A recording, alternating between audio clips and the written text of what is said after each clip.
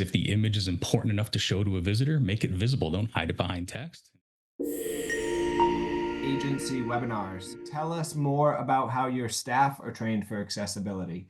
And I would expand this too, Michael. Can you tell us what you do for your clients and how you train them and explain accessibility requirements from their perspective? Yeah, no, happy to. And honestly, another great question.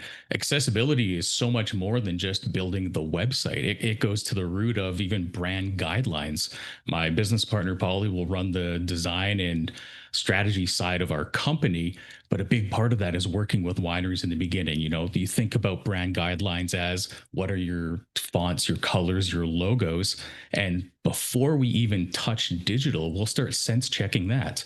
Your brand guidelines are gold. Do you know how hard gold is to read on the web and on any kind of device? Do you know how non unique that is? How about we adapt this and make it better so that everything you produce in the future can be more accessible?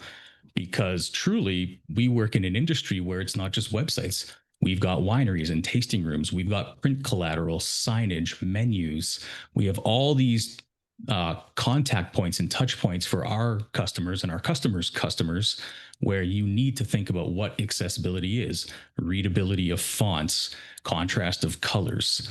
What we don't do is talk about on premise ADA accessibility. I always say leave that to the experts. There's a lot out there.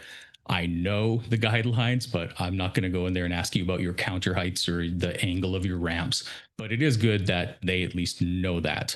We'll stick more to the marketing collateral side of things. So from day one, we're making sure that the content that will eventually end up on the web can be accessible because we've already worked with the agency or the winery with our agency.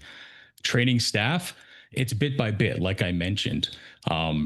Adapting a piece of content, fixing something that was built into a blog post or a page, and just saying, here's how you could make this a little bit more accessible. Is it increasing the contrast? Is it choosing to not put text over an image and instead put it beside the image? And my quip for that is if the image is important enough to show to a visitor, make it visible. Don't hide it behind text. And if the text is important enough, you want them to read it, make it readable by putting it beside that image.